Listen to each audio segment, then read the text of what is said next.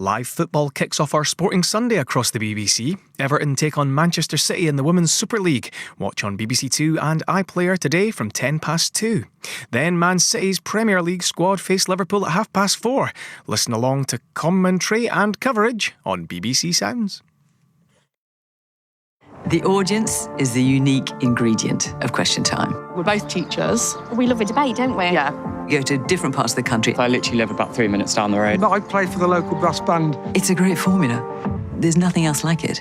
It's still nice to be able to say something that's really important to me. It gives me the chance to actually take politicians to account. Bringing power to the people. Question Time.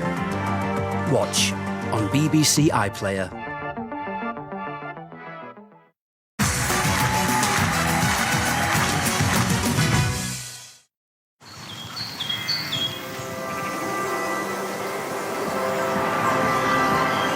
Now on BBC One, the lunchtime news with Martine Croxall.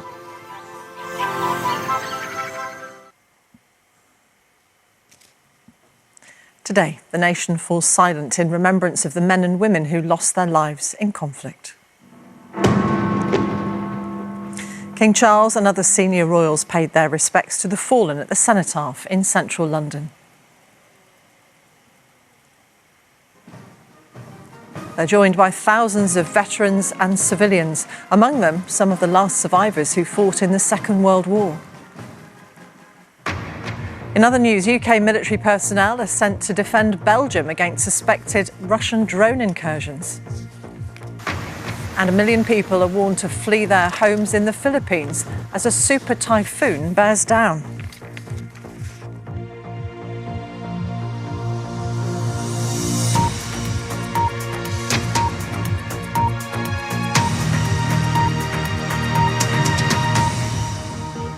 Good afternoon. The King has led national commemorations for those who died for their country in 2 world wars and other conflicts. A 2-minute silence was observed at the Cenotaph in London. Services also took place in Edinburgh, Cardiff and Belfast. Some of the last surviving veterans of the Second World War joined in the commemorations 80 years after the defeat of Germany and Japan. Graham Satchell reports.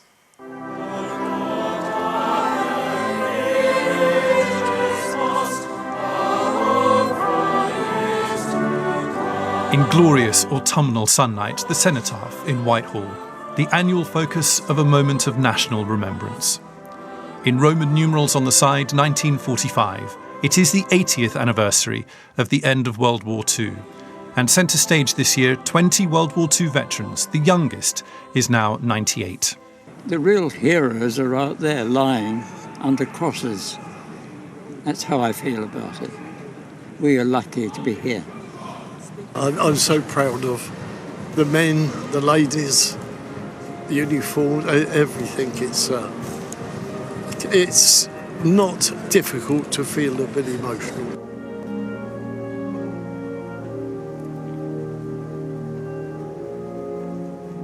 In timeless fashion and largely unchanging form, the ceremony of remembrance has taken place in every peacetime year since 1918.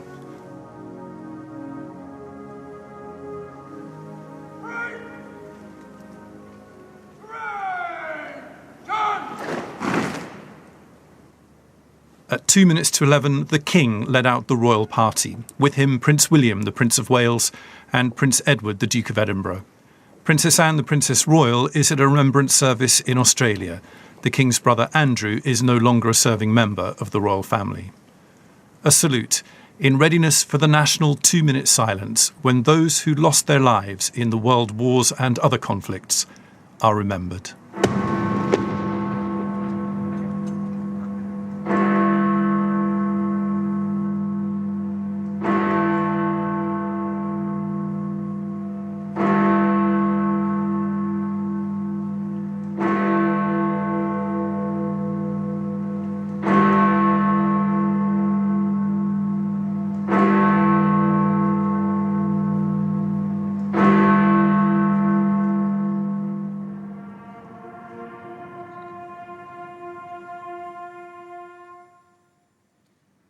After the sounding of the last post, the King laid his wreath on behalf of the nation against the Cenotaph's northern face. The Prime Minister, Sir Keir Starmer, and other political leaders laid their wreaths, followed by High Commissioners and military chiefs.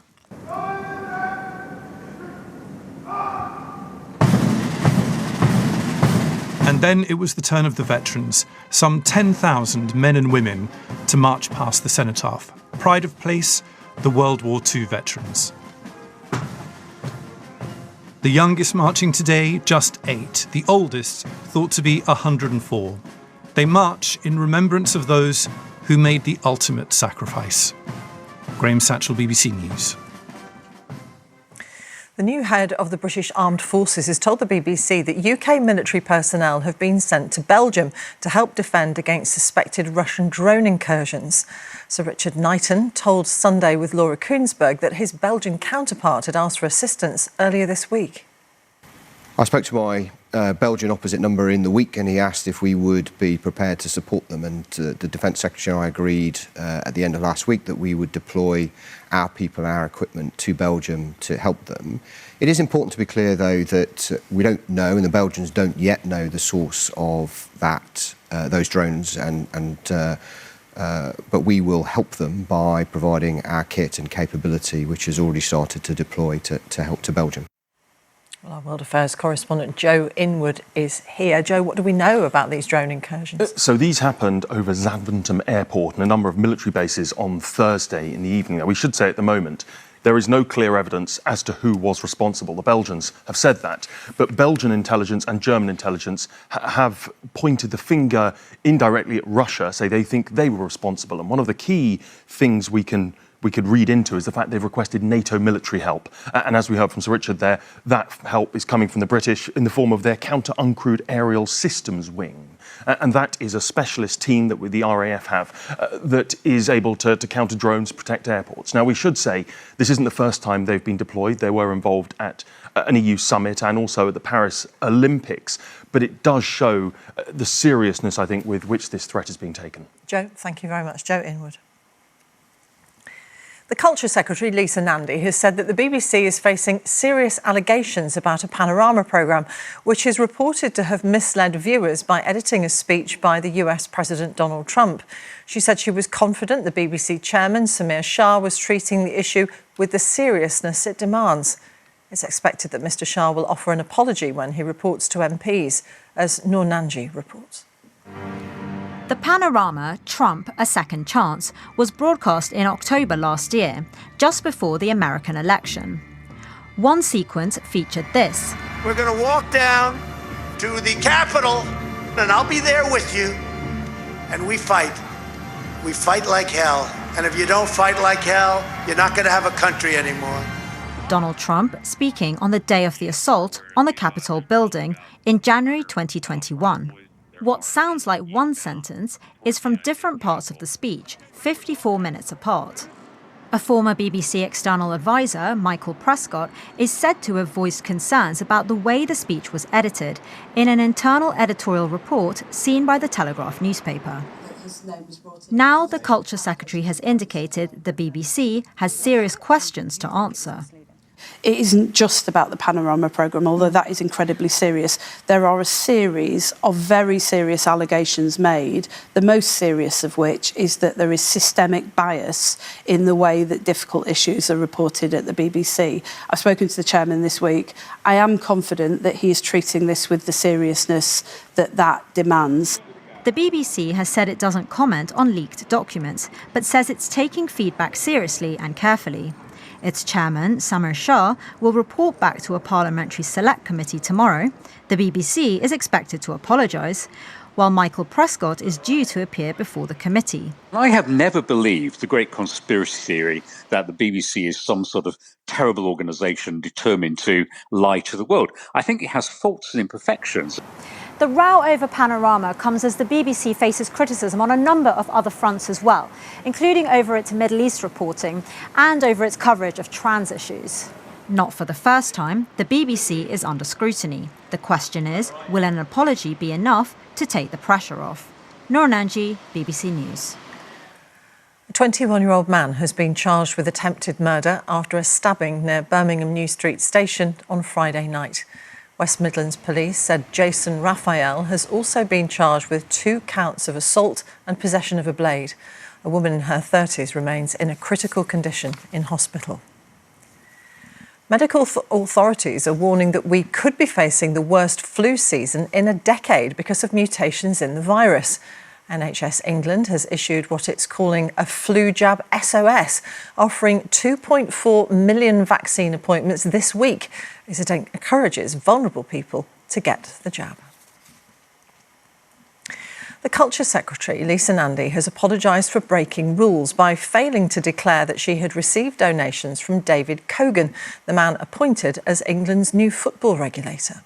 I take full responsibility for it. We didn't meet the highest standards throughout this process. That is on me. I'm responsible for the Department of Culture, Media and Sport and our appointment processes, and I have unreservedly apologised. I think people would expect us to uphold the highest standards. With us is our political correspondent, Damien Grammaticus. Damien, what's the background to this? Well, so this was this week. The commissioner who oversees public appointments, Martin, he said that she had breached the code. This all happened in the summer. So David Cogan, during his appointment, it emerged that he had donated in the past 5 years more than £30,000 to the Labour Party, some to Sir Keir Starmer, 2 donations of under £1,500 to Lisa Nandy's 2020 campaign to be Labour leader. Now, today she said that was unknowing. Those were too small to be declared. She hadn't been aware of them, but she should have done proper checks. The reason it's not all over is, although she recused herself and didn't take the decision herself, another minister did, the Conservatives want another commissioner, the Parliamentary Commissioner for Standards, now to look at what they say are failures of transparency by Miss Nandy and Sir Keir Starmer. Lisa Nandy today said, well, David Cogan's name first came up actually during the Conservative administration. He was put on the shortlist then, so he's not a crony. And he himself has said nothing in this has questioned his fitness, and he just wants to get on the job with cleaning up football. Damien, thank you very much. Damien Grammaticus. In the last few minutes, Israel has said they've received the remains of a body from the Red Cross. Hamas says it belongs to a military officer, Hadar Goldin, who was killed in the Gaza war of 2014. Israeli forensic experts will carry out forensic tests to determine the identity of the remains.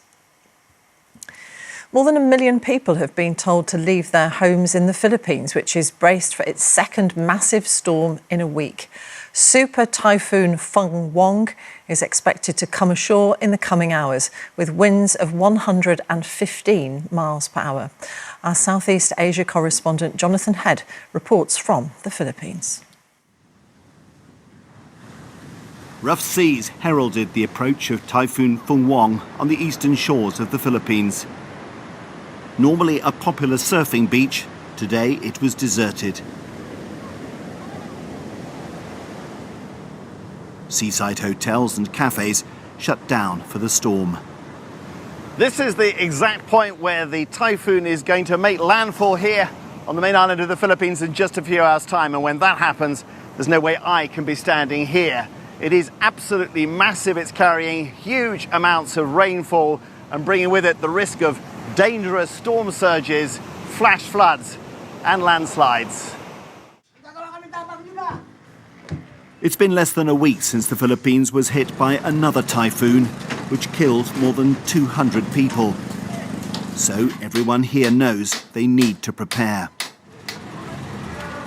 Those living in low-lying areas have moved to evacuation centres like this one, in a sports centre. Space is tight, but it's a better place to be when the full force of the storm arrives. We felt very worried because of the strength of the typhoon, and we have young children to think of.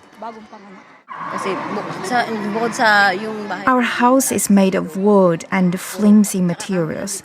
We live close to the sea, so we didn't feel safe. This is a familiar experience for so many Filipinos these days. They've had 8 typhoons already this year. A warming climate almost guarantees that it will only get worse.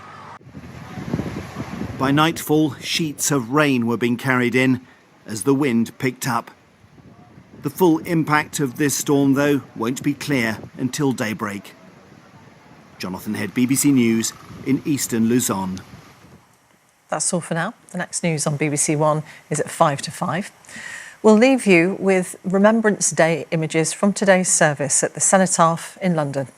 Have a very good afternoon.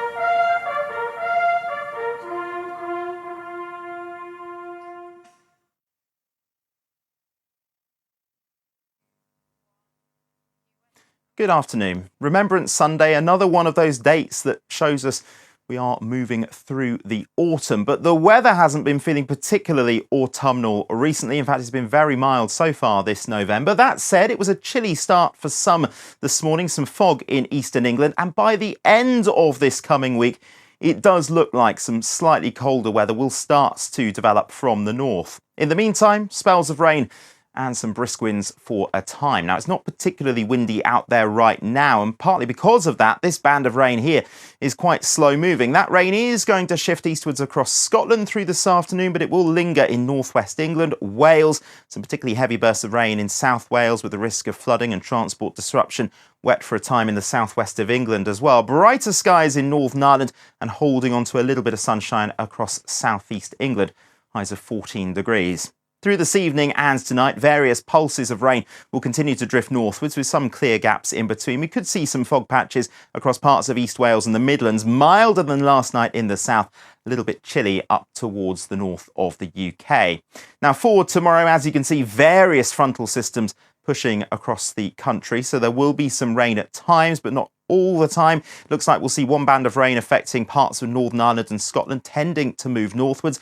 Another pushing northeastwards across England and Wales with some hefty showers following on behind. Slices of sunshine in between the areas of wet weather and temperatures of 11 to 14 degrees. Now, it looks like the winds will pick up a little bit for Tuesday. This area of low pressure pushes in from the Atlantic. See the isobars squeezing together. Some stronger winds, especially around western coast. We could see gusts of 40 or 50 miles per hour. More heavy rain driving northwards, although I think the north of Scotland will stay predominantly dry. Some central and eastern parts of England also staying dry with a little bit of sunshine and actually turning a little milder again down towards the south with highs of 15 degrees. Now, for the middle of the week, this weather front will linger, just wriggling around, so there'll be further pulses of rain, not as windy on Wednesday, and that milder air still making its presence felt. But notice something colder, the blue colours lying in wait up to the north, behind this weather front here, which will be bringing rain into northern Scotland. Notice the northerly winds behind that. Further south, areas of wet weather, some sunny spells, and those milder conditions holding on. 15 for Cardiff, 16 degrees there in London, but just 9 degrees in Lerwick. And through Wednesday night and into Thursday, it looks like this weather front in the north will shift a little bit further south, bumping into the one pushing up from the south, may give a little bit of snow over the highest ground in Scotland. Just 9 degrees in Aberdeen on Thursday, still very mild down towards the south. So what we have really for the end of the week is a bit of a battleground. This area of low pressure swirling to the southwest, throwing milder air northwards. This area of high pressure building down from the north, trying to introduce something colder and in between a weather front which will bring some outbreaks of rain. Now this front may be a bit further north or a bit further south, and these graphics suggest there is some uncertainty, but a band of heavy rain with colder conditions to the north, milder conditions to the south. But as we get into next weekend, it looks like those colder northerly winds will win out. So after a mild November so far, it looks like things are set to turn a little colder. Bye for now.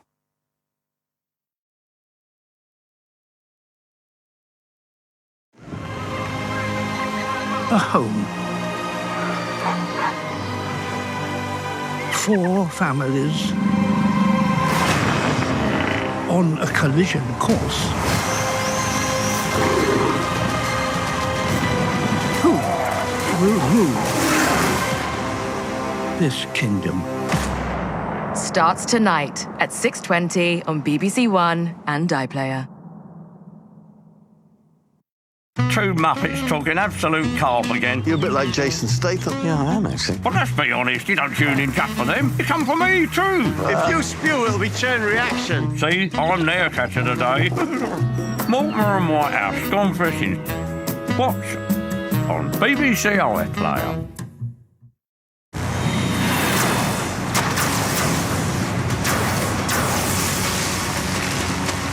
Going somewhere? Well, I was. Oh, you humans. Your primitive sense of humor. On Zarachnia, we experience laughter and fury at the very same time. Well, then you'd love our soap operas. Nothing brings us together like great TV. And a TV license lets you access this emotional roller coaster. No, she is your mother, you fool. Oh. A TV license for all TV channels and BBC iPlayer. 5 days to go. Join us for an amazing night of TV that's all for a good cause. BBC Children in Need, Friday at 7 on 1 and iPlayer.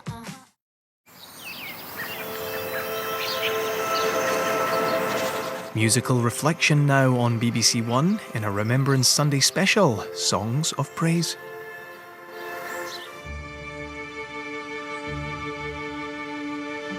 I'm at Aldershot Garrison in Hampshire, fondly known as the home for the British Army, where for over 170 years soldiers have been trained. Well, on this Remembrance Sunday, we're going to be sharing inspirational hymns and stories of faith as we honour the service and sacrifice shown by so many in conflicts past and present. Well,